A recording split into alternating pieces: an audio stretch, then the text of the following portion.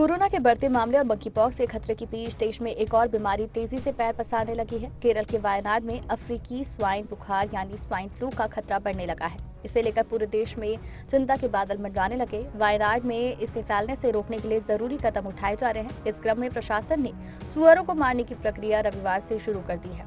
सरकार के सुअरों को मारने के फैसलों का कुछ किसानों ने विरोध भी किया। वायनाड में फैल रहा स्वाइन बुखार। केरल के वायनाड जिले में हाल ही में अफ्रीकी स्वाइन बुखार के कुछ मामले सामने आए। मानंतवाड़ी की उप कलेक्टर ने कहा कि किसान भोपाल स्थित राष्ट्रीय उच्च सुरक्षा पशु अनुसंधान संस्थान से मिली जांच रिपोर्ट दिखाने पर सुअरों को मारने की प्रक्रिया में सहयोग करने को राजी हो गए हैं।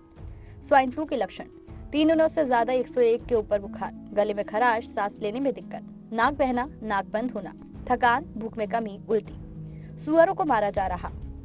मानंतवाड़ी में एक फार्म से बीमारी के 2 मामले मिले थे, जिनके नमूने भोपाल स्थित प्रयोगशाला में जांच के लिए भेजे गए थे। उप कलेक्टर ने कहा कि प्रभावित एक किसान के पास 360 सुअर थे।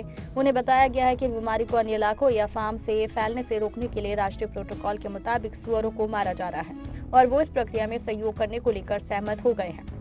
2 फार्म में संक्रमित पाए गए सुअर।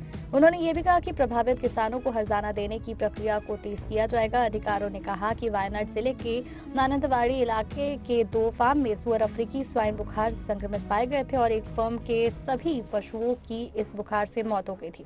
उन्होंने कहा कि अन्य फार्म में रविवार को पशुओं को मारने की प्रक्रिया शुरू कर दी गई है और ये 1 हफ्ते में पूरी हो जाएगी।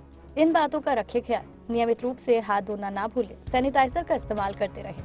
संक्रमित लोगों के चेहरे को छूने से बचें। भीड़ भाड़ वाली जगहों से करें परहेज।